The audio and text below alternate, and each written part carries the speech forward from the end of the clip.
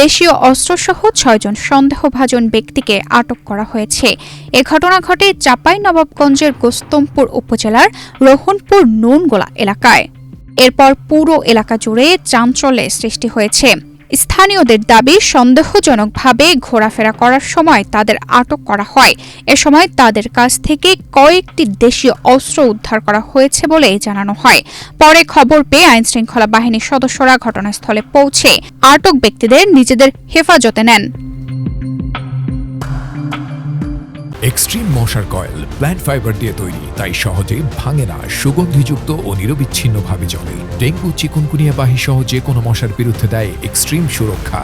আইন শৃঙ্খলা বাহিনী জানিয়েছে, আটক ব্যক্তিদের পরিচয়, তারা কোন দেশের নাগরিক এবং কী উদ্দেশ্যে সেখানে অবস্থান করেছিলেন তা তদন্ত করে দেখা হচ্ছে। তদন্ত শেষে প্রয়োজনীয় আইনগত ব্যবস্থা নেওয়া হবে।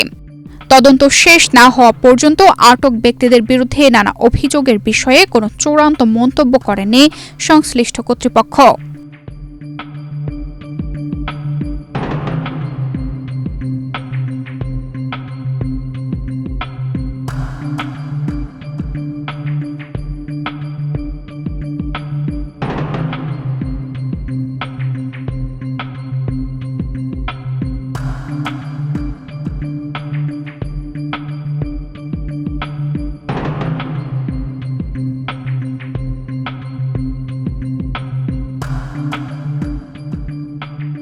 তানজিদা রহমান, ইনায়া, বাংলাদেশ প্রতিদিন।